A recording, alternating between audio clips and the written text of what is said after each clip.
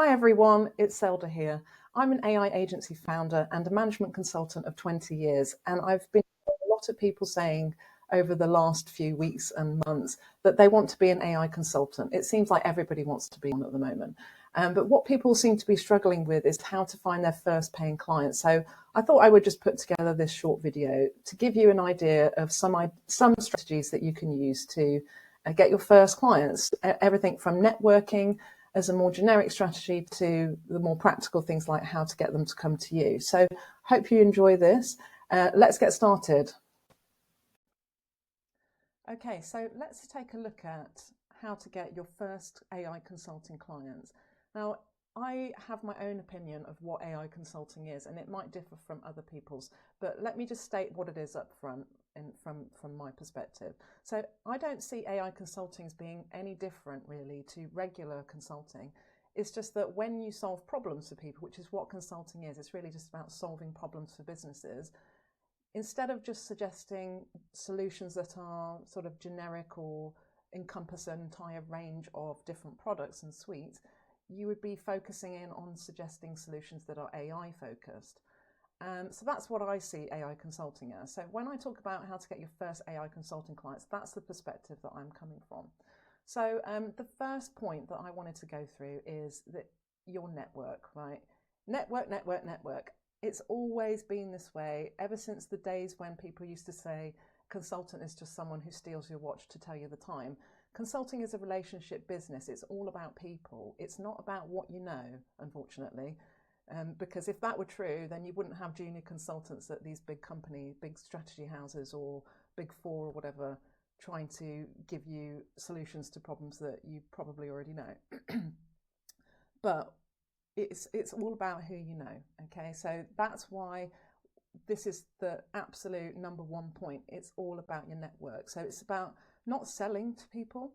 It's just about getting to know them and building trust and really focusing in on the human connection. And if you're an introvert like me, or you're very technical, you don't like having these sorts of conversations with people, it's a really great skill to try to work on and develop, because the more you learn about people, the more opportunities you get as an AI consultant. It's really just about making friends, right? It's like everyone loves talking about themselves. It's about getting them to talk about themselves. Who are they? What do they do? Where do they work? What are they interested in? And that's what makes it so much easier to get clients when you have an established relationship with that person who you can talk to about football, or you can talk to about tennis, or you have the same interest in music or whatever.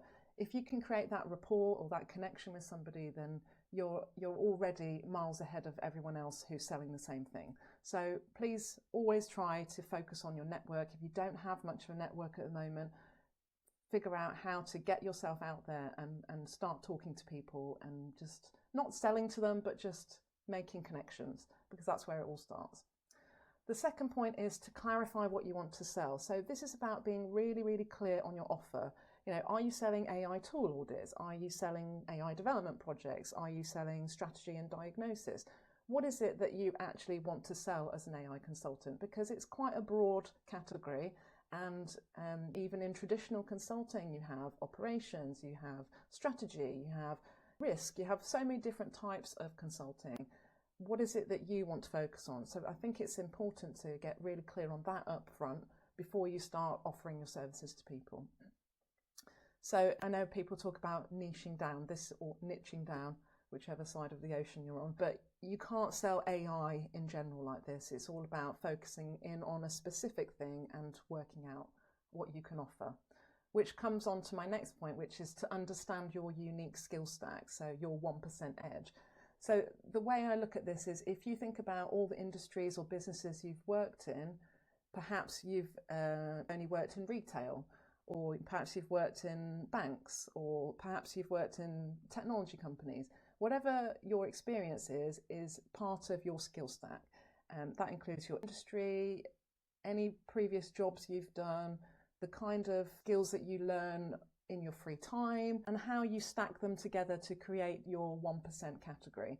So for instance, it's probably easier if I give you an example. My story, I've been in management consulting, as I said, for a long time. And I've done both operations transformation, so I help businesses transform their operational side, streamline, make more efficient, reduce their costs, but also the strategy side, where I've got the C-suite in the same room together and we're talking about how to create a strategy for their company over the next 5 years. I also do complex problem-solving workshops, so that's another skill. I also write a productivity newsletter because I like writing, so that's another skill. I speak German, that's another skill. I build AI automations, that's another skill. So the way you stack up the skills that you have gives you your 1% view, and you're going to be the expert in that 1% category. So it's about working out what your category looks like, and then you can think again about your offer and what you want to sell. Maybe I should have actually put these two the other way around. But anyway, so that's number 3. Number 4 is have an opinion and share it. I'm really big on this because in the consulting world, I used to be at a Big Four, it was always seen as favourable if you could create leadership pieces or write articles or run mini workshops for other consultants to tell them how you have done a particular project or about a particular skill you've learned or this or that. And it's really useful to get into this habit of actually finding an opinion about something that you see or that is happening in the world and writing about it or sharing your thoughts on it. Giving your perspective on it makes you come across as someone who has an opinion for a start, which is always really helpful, and it starts to position you as an expert in that field. So I would always say, please go and find an area that you have an opinion on, start writing about it, share it with people, post about it. This isn't about becoming the next Alex Hormozi. This is just about getting your perspective out there so that people can find you. And when they do find you, they can resonate or not resonate with your thoughts. So that's number 4. Number 5 is scour your network. So look for people in industries that you know where AI can add value, and start with those warm relationships that you've already started building up. So that guy that you used to play baseball with, he's really good at this particular topic, and he's looking for somebody who can do this. The best way to get going with AI is to look at the people you already know and see how you can help them, because then they know loads of other people too, and it's like that network effect. So you don't have to know everybody, but it's always helpful to know a few people, especially if those people are connectors themselves, because then they know loads and loads of other people. So if you do a good job for one of those, they'll tell a lot of people about you, most likely. So that's the way I would start, is start with warm relationships. Don't bother with cold email outreach. Honestly, this is a relationship business. It's not another commodity that you're trying to sell. If you're selling AI consulting, we're talking about thousands and thousands of dollars or pounds, and people don't give that kind of money away to somebody they just met on an email that's, sent them a cold email. So please always start with relationship building rather than cold outreach when it comes to selling these sorts of services.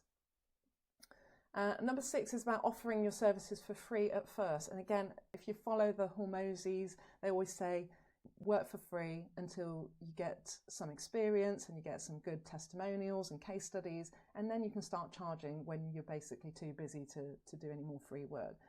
And it's more beneficial for you to get a number of projects under your belt, even if they are for free, because then you can start to charge higher prices once you have demonstrated your value. Number 7 is, so we're on to the sort of accelerator strategies now. Number 7 is show, don't just tell. So build small case studies, Loom demos, or before and after examples. Even self-made projects give you credibility. Whatever you can do to show people what you're talking about is always going to beat telling them, because a lot of people don't understand what you mean until you show them. And I found Loom videos in particular a great tool for this, because it's very easy to send somebody a proposal deck that they're probably not going to read, but it's even easier for that person. You have to make it as frictionless as possible for them to want to say yes to you. It's even easier for them to watch a video of you walking through it and explaining the key concepts. and then they can always refer back to the deck later on if they need to. So number 8 is, if you don't have people in your network at the moment, partner with people who already have that network. So collaborate with agencies, other freelancers or boutique firms, and become their AI partner. Leverage their existing relationships. I think this is pretty self-explanatory. Again, in order to find the people that you can partner with, you still need to have some kind of network. So that's why we keep going back to, it's not what you know, it's who you know in this business. Number 9, again, is start small but go specific. So narrow entry points convert better than vague offers. If you, for instance, want to do AI consulting for marketing companies, you could say something like, I help marketing teams to cut content creation time in half with AI. If you work with Shopify businesses, I help Shopify businesses to sell more of their products for less cost with AI. It's not about selling AI, it's about what outcome you're delivering for that person. Number 10 is use credibility platforms. So LinkedIn, YouTube, podcasts, newsletters, scaling trust with content. This is all about linking back to the point about having an opinion. If you have an opinion, share it on all the different social media platforms, because that is a way for you to get your word out there. And the more people that hear what you have to say, the more likely it is that you're going to get clients coming to you. From my experience of writing a newsletter, so I've been writing a newsletter for about a year and a half now, I find that people follow silently for months and months before they feel comfortable to reach out or to book a call or to buy something. So don't be discouraged if you start doing this sort of outreach on these platforms but you don't hear back from people, or nobody comments, or you're talking into the void. It's really normal. It's still the same for me. I'm still posting into the void half the time, but it doesn't matter, because I'm not doing it to be famous and whatever. I'm doing it because I've got a message to share about something. And if people find that and they like it, that's great. If they don't, or they can't find it, that's not something I'm going to worry about. But you have to use the platforms available to you to be able to get that content out, and it will keep working for you whilst you're sleeping. And then finally, have an inbound magnet. Make it easy again for people to actually get in touch with you. Have a simple website or a landing page. Explain who you help, what the problem is you solve. Have a call to action. Basically, make it easy for people to get in contact and do business with you. It also makes you look professional and gives people a chance to check you out and find out what you're all about. So that's it. Those are the top 11 ways I would suggest if you want to get into AI consulting, of how to find your first few clients. And if this was valuable and useful for you, I'd love for you to leave me a comment or just like and subscribe. I'm also actually in the process of setting up a school community called the AI Consulting Academy. And it's all going to be about helping you to be a better consultant, to sell AI consulting services at those high ticket prices. Because at the end of the day, being able to communicate and build trust and give off the air of being a successful professional AI consultant requires a lot of work in the back end, and not just the technical ability to understand AI and its main concepts. So if you're interested in doing that, there's a link in the description below. If not, thanks for watching, and yeah, see you on the next video.